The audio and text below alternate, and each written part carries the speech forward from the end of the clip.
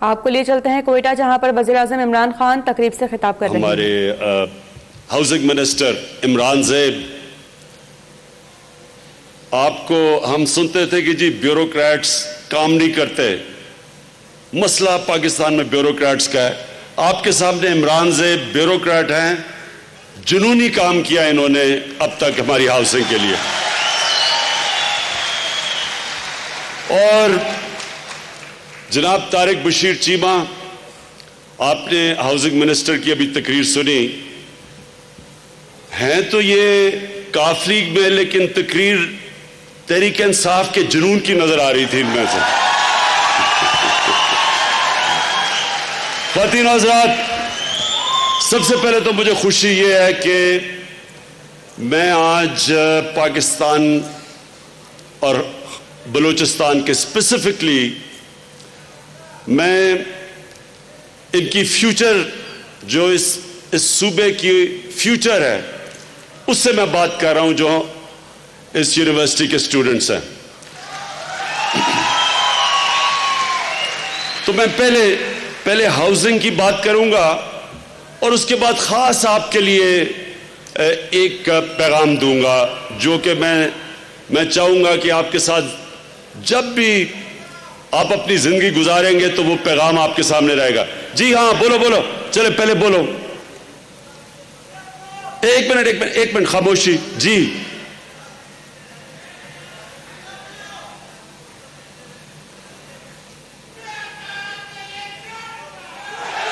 بعد میں آپ سے بات کرتا ہوں. اوکے جی، سنیں ذرا. آپ سب سے پہلے ان کی پلیز بات سن کے مجھے بعد میں بتا دینا. اب آپ سب کے لیے یہ جو ہم نے 50 لاکھ گھروں کا پروگرام بنایا ہے، اس کے میں 2-3 آپ کو پہلو بتاتا ہوں. سب سے پہلے ایک عام آدمی، ایک اس کی سب سے زیادہ ضرورت ہوتی ہے کہ اس کے سر پہ چھت ہو. اور پاکستان کا مسئلہ یہ ہے کہ یہاں اگر آپ کے پاس پیسہ ہے، آپ کے پاس کیش ہے، تو آپ گھر بنا سکتے ہیں. یعنی کہ صرف پیسے والے لوگ اب تک یہ سوچتے ہیں کہ ہمیں گھر بنا لیں گے. اور میں آپ کو ایک اور بات بتاؤں، ہمارا جو تنخواہ دار طبقہ ہے، اس کی ایک بہت بڑی وجہ کرپشن کی یہ ہے کہ ان کی تنخواہوں میں گھر ہی نہیں بن سکتا. اور یہ ضرورت ہے ایک انسان کی. وہ چاہتا ہے کہ میں اپنے بچوں کو اچھی تعلیم دوں، وہ چاہتا ہے کہ اگر گھر میں بیماری ہو، میرے پاس پیسہ ہو یا میں ان کا علاج کر سکوں. لیکن وہ یہ ضرور چاہتا ہے کہ میرے پاس ایک رہنے کے لیے گھر ہو. اور بدقسمتی سے جو پاکستان کے اندر جیسے وقت گزرتا گیا، تنخواہ دار طبقے کے لیے بڑا مشکل ہو گیا گھر لینا، کیونکہ زمین کی قیمتیں بڑھتی گئیں، کنسٹرکشن کی قیمت بڑھتی گئی، اور تنخواہیں اتنی نہیں بڑھی کہ وہ گھر لے لیں. میں آپ کو ایک مثال دیتا ہوں کہ 1935 میں ایک بریگیڈیئر اور ایک کمشنر اپنی 1 مہینے کی تنخواہ میں 72 تولہ سونا خرید سکتا تھا. 1 مہینے کی تنخواہ میں 72 تولہ سونا خرید سکتا تھا. میرے والد جب پاکستان بنا تو وہ گورنمنٹ کی نوکری کرتے، وہ انجینئر تھے، تو اپنی 1 مہینے کی تنخواہ میں گاڑی خرید سکتے تھے. 1 مہینے کی تنخواہ میں گاڑی لے سکتے تھے. تو جو آج حالات ہیں، تنخواہ دار طبقے کے لیے بڑا مشکل ہو گیا ہے. ان کی تنخواہیں اتنی نہیں جتنی زمین کی قیمتیں گئیں اور کنسٹرکشن کی قیمتیں گئیں. اور پھر ایک نچلا طبقہ ہے، اس کے لیے اور زیادہ مشکل ہے. مزدور کیسے گھر بنا سکتا ہے؟ تو یہ ایک بڑی خواب ہے کہ 50 لاکھ گھر ان کے لیے ہم بنائیں جن کے پاس کیش نہیں ہے، یا وہ بالکل جو غریب لوگ ہیں جو اپنے اوپر گھر نہیں لے سکتے. اس کے لیے ہم نے بڑی تیاری کی. یہ جو یہاں ہم پہنچے ہیں، یہ بڑی مشکلوں سے پہنچے، کیونکہ پاکستان کا جو فائنینشل سسٹم ہے، بینک جو ہیں وہ کیونکہ ہمارے قانون ہے مورگیج یعنی بینک جو فائنانس دیتا ہے, قرضہ جو دیتا ہے گھر بنانے کے لیے. میں اب آپ کو ایک مثال دیتا ہوں کیونکہ آپ اسٹوڈنٹس بیٹھے ہیں, آپ سمجھ جائیں گے یہ کہ یورپ میں کئی جگہ ہیں جدھر 80 سے 90% ان کی جو پر کیپٹا جو کہتے ہیں نا کہ اوسط کتنے لوگ بینکوں سے قرضے لیتے ہیں گھر بنانے کے لیے, پر کیپٹا کہ مورگیج پر کیپٹا یعنی کتنے لوگ جو اگر میں نے گھر بنانے کے بینک سے قرضہ لینا تو وہ کیا ایوریج ہے, 80 سے 90% ہے. وہاں ملیشیا میں 30% ہے, ہندوستان میں 10% ہے, کوئی کہتے ہیں 11% ہے. پاکستان کے اندر ریشو 0.2% ہے. مطلب کہ یہاں بینک سے قرضے نہیں لے سکتے گھر بنانے کے لیے. اس کے لیے قانون کے اندر چینجز لے کے آئے ہیں. ابھی ہم ایک جو لیجسلیشن جو انہوں نے کہا قانون لے کے آ رہے ہیں اسمبلی میں, اور پھر ہم ایک عدالت میں کیس بھی لگا ہوا ہے, ہم کیس بھی لڑ رہی ہے گورنمنٹ کہ آسانی سے ایک آدمی قرضہ لے سکے گھر بنانے کے لیے, جس کو مورگیج کہتے ہیں. اس کے لیے ایک تو قانون چینج کر رہے ہیں, ایک پھر ہمارے اسٹیٹ بینک نے آسانیاں پیدا کی ہیں, بینکوں کو کہا کہ وہ قرضے دیں یہ گھروں کے لیے, وہ اس کے لیے آسانی پیدا کر رہے ہیں. اور اس کے علاوہ ہم پرائیویٹ سیکٹر کو لے کے آ رہے ہیں بیچ میں, اور پرائیویٹ سیکٹر اس کے اندر پوری طرح شرکت کرے. اور میں یہ جو لوگ کہتے ہیں کہ 50 لاکھ گھر نہیں بن سکتے, انشاءاللہ 5 سال کے بعد آپ دیکھیں گے 50 لاکھ سے انشاءاللہ ہو سکتا ہے زیادہ گھر بنے. لوگ کہتے ہیں جی پاکستان میں پیسہ نہیں ہے, ہمارے بینکنگ سسٹم میں پیسہ نہیں ہے, لیکن یہ عمران صاحب آپ کو بتائیں گے کہ کتنے باہر سے بڑی بڑی کمپنیز آ کے ہمارے ہاؤسنگ کے اندر انویسٹ کرنا چاہتی ہیں. ملیشیا سے, چائنا سے, برطانیہ میں کمپنیز ہیں جو کہ آگے پاکستان میں ہاؤسنگ میں انویسٹ کرنا چاہتی ہیں. تو ہمارے پاس اگر کیش اس وقت نہیں بھی ہے, باہر سے بھی آئے گا. لیکن اس کا ایک اور پہلو ہے, اور یہ آپ کے لیے یونیورسٹی اسٹوڈنٹس جو انجینئرنگ خاص طور پہ کر رہے ہیں, اس سے آپ کو موقع ملے گا کہ اپنی کنسٹرکشن کمپنیز کھولیں. نوجوانوں کو اتنے جب زیادہ گھر بنائیں گے تو ایک کنسٹرکشن یا 2 پرائیویٹ کنسٹرکشن کمپنی تو نہیں کر سکتی, تو آپ کو موقع ملے گا نوجوانوں کو کہ اپنی کنسٹرکشن کمپنیز بنائیں اور اس کے اندر ہاؤسنگ کے اندر آئیں, آپ خود بزنسز اپنی چلائیں. اس سے جس طرح بھی طارق بشیر چیمہ نے کہا 40 انڈسٹریز ہاؤسنگ کی وجہ سے چلنا شروع ہو جاتی ہیں. 40 اینٹوں کی انڈسٹری اور ٹائلز وغیرہ وغیرہ, دروازے بنانے, 40 انڈسٹریز. اس کا مطلب 40 انڈسٹریز میں روزگار ملنا شروع ہو جائے گا. اور پھر آپ جس طرح میں نے کہا اپنی بزنسز بنائیں.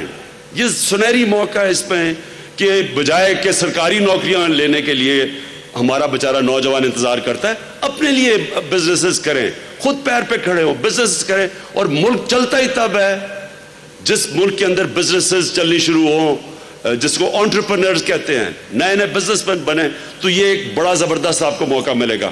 میں نے جان صاحب آپ کو یہ کہنا تھا کہ کوئٹہ میں پہلی دفعہ یہاں ایک کرکٹ میچ کھیلنے آیا تھا, آج سے تقریباً پتہ نہیں 40-50 سال پہلے. تو مجھے تب یاد ہے کوئٹہ کیا تھا اور اب کوئٹہ کیا بن گیا. تو میں آپ کو یہ خاص کہنا چاہتا ہوں کہ کوئٹہ کا ماسٹر پلان بنانا بڑا ضروری ہے, نہیں تو یہ شہر پھیلتا جائے گا.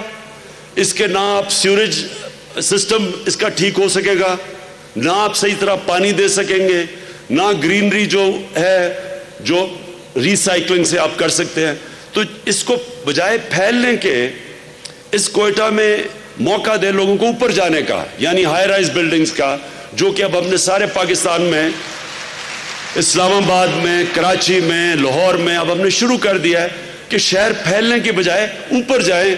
جیسے آپ کے سامنے دبئی ہے, نیو یارک ہے, لنڈن ہے, شہر اوپر جاتے ہیں, شہر پھیلتے نہیں جاتے, کیونکہ جتنا شہر پھیلتا جائے گا آپ ان کو نہ سپلائی کر سکیں. ایک منٹ میں ختم کر لوں.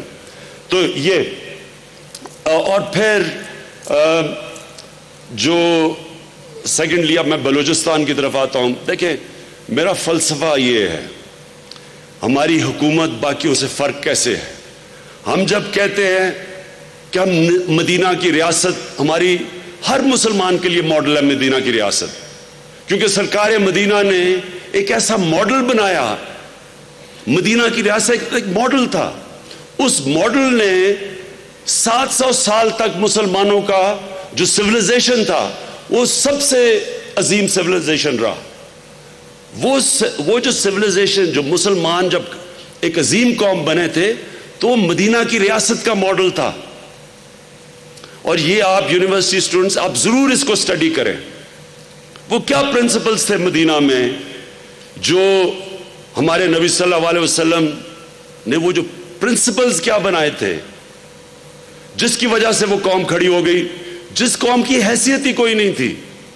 کیونکہ 2 سپر پاورز تھے ان دنوں میں, پرشین ایمپائر اور رومن ایمپائر. ان کی کوئی حیثیت نہیں تھی. تو یہ کیا کیا انہوں نے کہ دیکھتے دیکھتے یہ دنیا کی سپر پاور بن گئے. یہ تاریخ کا حصہ ہے, یہ دین علیحدہ ہے ہمارا. یہ تاریخ, ہسٹوریکل فیکٹس اس کے اندر, باقی پیغمبر ہسٹری کا حصہ نہیں ہے. نبی صلی اللہ علیہ وسلم تاریخ کا حصہ ہے. فال آف رومن ایمپائر ایک پورا جو ایک کتاب ہے, بڑی کتاب ہے, گبنز ایک بڑا ہسٹورین ہے, اس نے لکھی تھی. اس کے اندر پورا چیپٹر ہے کہ وہ رومن ایمپائر گرا اس لیے کہ ایک انسان آتا ہے عرب میں سے کھڑا ہوتا ہے اور وہ ایک ایسا انقلاب لے کے آتا ہے کہ رومن ایمپائر ان کے سامنے گھٹنے ٹیک دیتا ہے, پرشین ایمپائر ان کے سامنے گر جاتا ہے. یہ تاریخ کا حصہ ہے, اس کو اسٹڈی کریں. تو ہمارا جو ماڈل ہونا چاہیے پاکستان کا, جو ہمارا ملک بنا تھا, اس کے اوپر ایک ہمارے جو فاؤنڈنگ فادرز تھے انہوں نے اس کا کہا تھا اسلامی فلاحی ریاست, جو مدینہ کی ریاست کے اوپر ماڈل کی گئی تھی. اب وہ اس کے اندر سب سے امپورٹنٹ چیز یہ ہے کہ جو ہمارا کمزور طبقہ ہے اس کو انہوں نے اٹھایا تھا مدینہ میں. ہم نے اس کو اٹھانا ہے, اپنے کمزور طبقے کو اٹھانا ہے. پاکستان 60-70 سالوں میں کیا بن گیا ہے؟ ایلیٹ کے لیے پاکستان بن گیا ہے, پیسے والے لوگوں کے لیے, تھوڑے سے طبقے کے لیے پاکستان ہے. تعلیم بھی تو انگلش میڈیم تھوڑے سے طبقوں کے لیے. ہسپتالوں میں, پرائیویٹ ہسپتالوں میں اچھا علاج چھوٹے سے طبقے کے لیے. اگر آپ اب یہ دیکھ رہے تماشا, بڑے بڑے ڈاکو پکڑے جا رہے ہیں.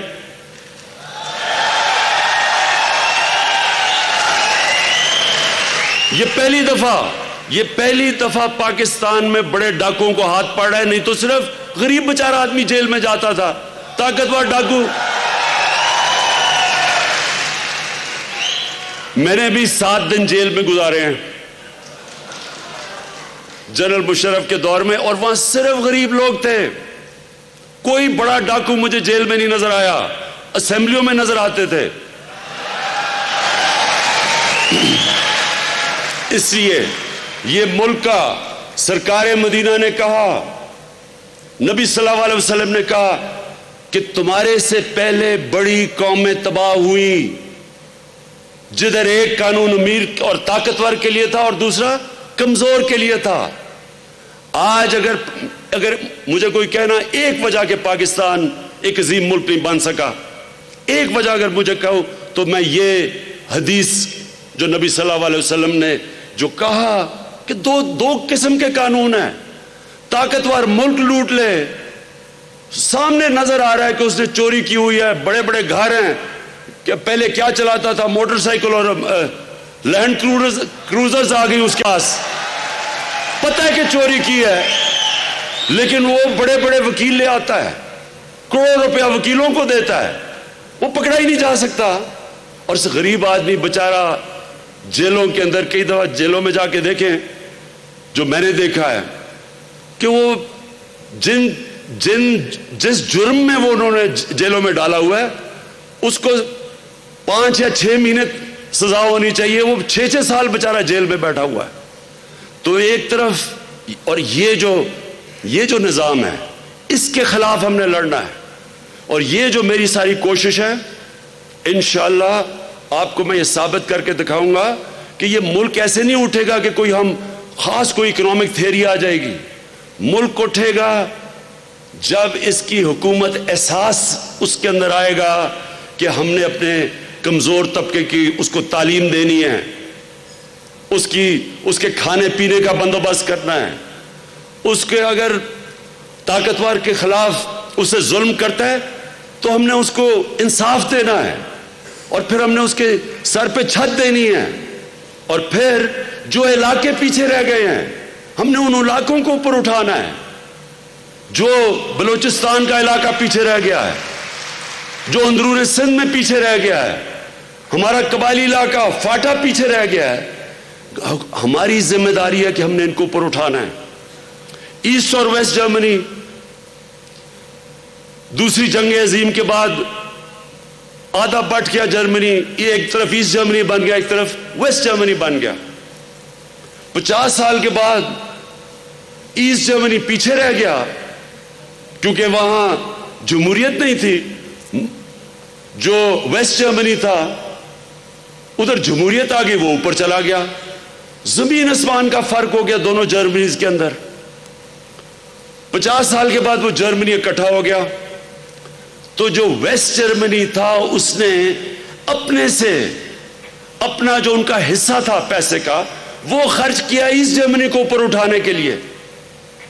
قومیں ایسے بنتی ہیں, قومیں ایسے نہیں بنتی کہ غریب غریب ہوتا جائے, امیر امیر ہوتا جائے, ایک علاقہ غریب ہوتا جائے, چھوٹا سا ملک کے علاقوں میں سارا پیسہ خرچ کیا جائے. قوم ایسے نہیں بنتی. آپ کے سامنے مثال ہے کہ جرمنی آج وہ ایسٹ جرمنی وہ بھی ایک بڑی طاقت بن گیا, پورا ملک اٹھ گیا. ویسٹ جرمنی نے ایسٹ جرمنی کو اٹھاتے اٹھاتے سارے قوم کو اوپر اٹھا دیا.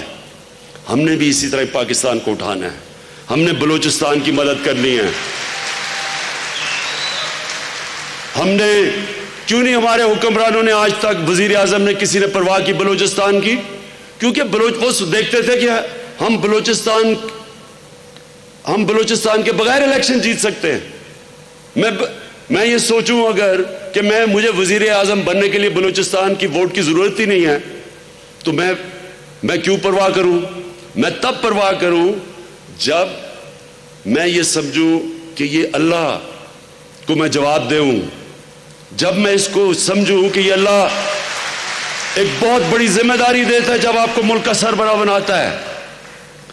اللہ نے جب مجھے سربراہ بنایا تو میری یہ ذمہ داری ہے میں اس کو جواب دوں ہر غریب آدمی کے لیے, ہر علاقہ جو پیچھے رہ گیا ہے, جو غربت بلوچستان کے علاقوں میں وہ میں جانتا ہوں کیونکہ میں پھرا ہوں سارا بلوچستان. جو اندرون سندھ میں غربت ہے وہ میں نے دیکھی ہوئی ہے, اور پھر قبائلی علاقے میں. تو انشاءاللہ ہماری حکومت آپ کو اوپر اٹھائے گی, اور ہم یہاں آپ کے لیے اس لیے کام کریں گے. جام صاحب اور میں پھر سے میں کہتا ہوں کہ بڑا خوش قسمت ہے اس وقت بلوچستان صوبہ کہ ایک زبردست آپ کو چیف منسٹر ملا ہے جو سمجھتا ہے آپ کے سارے ایشوز کو. اور آخر میں آپ سب کے لیے میرا جو پیغام وہ یہ کہ آپ اسٹوڈنٹس ہیں, آپ اس ملک کی فیوچر ہیں. بعد ایک منٹ, یہ آپ نے پلیز سب نے ایک چیز یاد رکھنی ہے. جی مجھے پتہ ہے ہسپتالوں کا حال اچھا نہیں ہے, اس لیے بار بار بلوچستان آ رہا ہوں, اور ہم انشاءاللہ جام صاحب آپ کی پوری پھر سے ہمارا مسئلہ کیا ہے پہلے یہ آپ سب سمجھیں. اسٹوڈنٹس بیٹھے ہیں, آپ کو میں مسئلہ تو آپ کو بتا ہی دوں. اب یہ آپ نے, کیونکہ عموماً جلسوں کے اندر ایسی باتیں نہیں ہوتی, اس ملک کو جس بے دردی سے لوٹا گیا ہے, جس طرح اس ملک کو پچھلے 10 سال میں لوٹا گیا ہے, یعنی اس ملک کا یہ میں 5 سال اپنے پورے لوگوں کو بتاتا رہوں گا. لوگ کہتے ہیں جی پرانی باتیں نہ کریں. اگر میں پرانی باتیں نہ کروں تو میرا موازنہ کیسے ہوگا, کیسے پتا چلے گا کہ میں بہتر ملک چھوڑ کے گیا ہوں؟ کیونکہ جب آپ یہ دیکھیں گے کہ پاکستان کے قرضے کیا تھے 2018 میں, اور انشاءاللہ جب بھی ہماری حکومت 4-5 سال کے بعد جائے گی تو جب آپ دیکھیں گے کہ کیا ہم قرضے کم کر کے گئے یا زیادہ کر کے گئے. ان दो हुकूमतों ने तो जो मुल्क से किया है, दुश्मन ना करे उस मुल्क से जो इन्होंने किया है। 6,000 अरब इस मुल्क का कर्जा था 2008 में। 2018 में 10 सालों में 6,000 से ये 30,000 अरब रुपए पे कर्जा लेके गए। कोई दुश्मन ना ये करे। और आज हाल क्या है ये जरा, आज सारा जो हम टैक्स से पैसा इकट्ठा करती है फेडरल गवर्नमेंट, ये जाम साहब आपके लिए भी, क्योंकि जाम साहब को पैसे फेडरल गवर्नमेंट से चाहिए होते हैं और वो मेरे से मांगते हैं और मैं उन्हें समझाता हूं कि मुश्किलात क्या है। 4,500 अरब सारा टैक्स का पैसा इकट्ठा होता है। उसमें से 2,000 अरब रुपया सिर्फ कर्जों की किस्तों में चला जाता है, जो कर्जे इन्होंने लिए हुए हैं, जो इन्होंने इस मुल्क को लूट के मकरूज किया, उनके कर्जों की जो किस्तें अदा करनी है 4,500 अरब यानी कि 4.5 खरब में से 2 खरब तो उनकी कर्जों की किस्तों में चला जाता है। 2,500 हम सूबों को दे देते हैं।